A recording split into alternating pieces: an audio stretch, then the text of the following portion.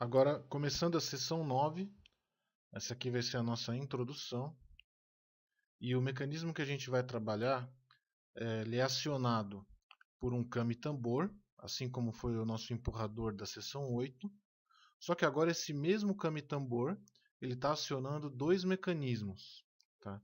Essa é uma prática razoavelmente comum dentro de máquinas, porque você consegue com um mecanismo só acionar dois elementos da sua máquina, duas partes da sua máquina. É claro que isso depende das operações internas que o seu equipamento tem que executar, porque tem toda uma questão de sincronia, de sincronismo entre os movimentos. Esse aqui é um exemplo bem simples, onde a gente tem uma aplicação linear, igual a que a gente já fez na seção 8, e a gente tem uma aplicação angular do movimento, onde o nosso rolo seguidor caminha pela pista, ele aciona uma alavanca, então ela oscila, essa alavanca em torno de um eixo central, e o outro lado dessa alavanca transmite o movimento para um outro conjunto de alavancas, onde a gente tem uma simulação de um mordente, com os dois lados abrindo e fechando, fazendo o acionamento desse mordente. Uma outra razão para usar dois mecanismos acionados pelo mesmo kame pode ser uma questão de falta de espaço na sua máquina, mas realmente a razão predominante tem a ver com custo e tempo de fabricação e essas questões relativas à supply chain. Um outro ponto importante a respeito desse estudo que a gente vai fazer, a gente vai focar somente, vai ser um estudo cinemático, então a gente não vai ter aquela preparação um pouco mais complexa que a gente tem quando a gente está fazendo um estudo dinâmico. E em termos de funções do motion, essa também vai ser uma simulação mais simples. O objetivo realmente dessa sessão é mostrar um exemplo onde dois mecanismos são acionados pelo mesmo elemento, no caso esse kame tambor. Sobre a construção do kame tambor, quem tiver mais interesse pode dar uma olhada na seção 10. Lá eu mostro como é que é feita a construção desse tipo de kame. E agora a gente vai dar uma olhada no mecanismo em si, como é que ele foi construído, como é que ele foi modelado no SolidWorks, quais são os mates que a gente está utilizando e vamos falar um pouquinho da geometria dele. Então está aí o nosso conjunto. A gente tem uma estrutura que está em linhas transparentes e a gente vê que tem dois acionamentos aí, dois mecanismos ligados no mesmo kame. O mecanismo desse lado a gente já conhece, a gente trabalhou com ele na seção 8. É um empurrador, então é um acionamento linear partindo do mesmo kame. E aqui a gente tem um acionamento angular que aciona o nosso conjuntinho de mordentes. Ele vai ser o foco central do nosso estudo na seção 9. E aqui está nosso empurrador trabalhado na seção 8, que a gente vai também colocar ele para funcionar, mas não vai ser muito o foco do nosso estudo porque a gente já fez isso. Então vamos dar uma olhada agora no nosso mecanismo que está sendo acionado por essa alavanca. O movimento chega até o nosso mecanismo através dessa barra sextavada, e a barra sextavada é conectada na nossa alavanca com essa junta universal. Então é uma cabeça esférica dentro da outra e nos dá os graus de liberdade que a gente precisa para esse mecanismo funcionar. Então, melhorando um pouco a visualização, a gente vê que o movimento chega através dessa alavanca em T, que é transmitido para os nossos dois mordentes que estão montados sobre os carros na guia linear. Então vamos colocar isso aqui de frente e aí fica bem legal a nossa visualização. Se você prestar atenção nesses três elementos aqui, a gente tem um sistema de biela-manivela duplo. Um que faz a subida e o outro que faz a descida dos carrinhos. A diferença do biela-manivela que a gente estudou na seção 1 é que aqui ele não gira contínuo, ele tem um movimento intermitente de abre e fecha, mas a geometria é a mesma de uma biela-manivela. os dois conjuntos, tanto o linear como o angular, estão montados na mesma estrutura. A estrutura está aqui em linhas transparentes. Vou tirar um pouco a transparência só para a gente poder ver um pouquinho melhor. Tá, então a estrutura em visualização sólida.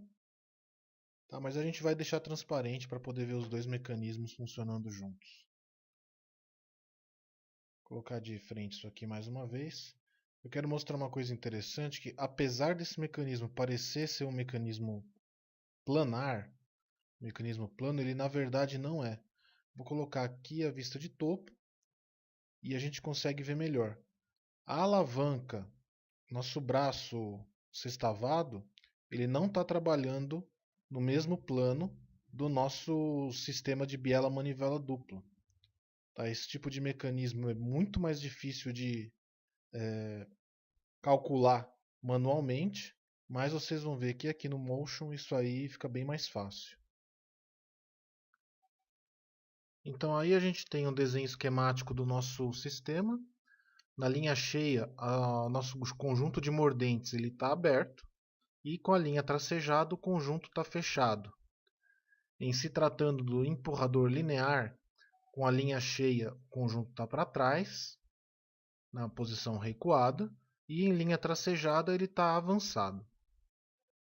Quando você estiver trabalhando com camis, tanto o camis tambor como o camis disco ou o camis linear, não importa. É sempre interessante você fazer esse tipo de desenho, onde você tem as posições alternativas do seu mecanismo em função da posição do kami. Essa é uma forma estática de verificar pelo menos a posição do seu conjunto. A partir desse tipo de desenho, obviamente, você não consegue extrair informações de cinemática ou de dinâmica, mas pelo menos você consegue ver se o design inicial do seu kami está atendendo à sua necessidade. Agora a gente vai deixar somente o nosso estudo na posição com as linhas cheias, ou seja, com os mordentes abertos. E com os mordentes abertos a gente tem um total de 109 milímetros. Ou seja, cada um dos carrinhos ele está avançando 54 milímetros e meio conforme o nosso kami rotaciona. Voltando agora para a nossa vista com as duas posições, tanto o máximo como o mínimo do deslocamento das nossas mordaças, a gente tem aqui que a nossa alavanca que aciona as duas mordaças, os dois carrinhos da mordaça, ela oscila um total de 42,75 graus. E para causar essa oscilação de 42,75, o kami ele executa um deslocamento projetado nessa vista de 150 milímetros. E agora para algumas dimensões das alavancas, a gente tem aí 100 milímetros, tá, da linha de centro do ponto de acionamento para a linha de centro que une as duas alavancas. Essa dimensão, juntamente com o ângulo de deslocamento, elas causam os nossos carrinhos subirem ou descerem. De maneira simétrica, a gente tem 75 milímetros para cada lado das duas alavancas. A nossa primeira alavanca que liga a nosso T com o carrinho tem 172 milímetros. E a nossa segunda alavanca tem 332 milímetros. Então a gente pode ver que o mecanismo ele não é completamente simétrico. A gente tem duas biela-manivelas com comprimentos diferentes de alavanca e a gente vai dar uma olhada na parte de resultados, qual que é o impacto disso no nosso mecanismo.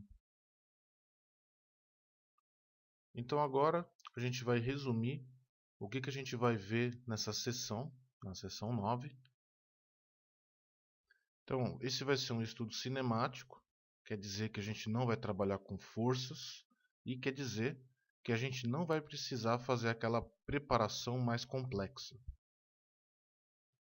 A gente também vai fazer um trabalho para preparar a posição do kami para a gente poder fazer o nosso funcionamento no Motion Isso é importante, isso na mecânica geralmente a gente chama de encontrar o ponto zero do kame, e eu vou mostrar como que a gente faz isso. A gente vai aplicar um motor rotativo, como a gente já fez uma série de vezes, rotação constante, e a gente vai aplicar o contato entre os dois kames. E para finalizar, a gente vai estudar alguns resultados, principalmente de posição das mordaças com relação ao kame.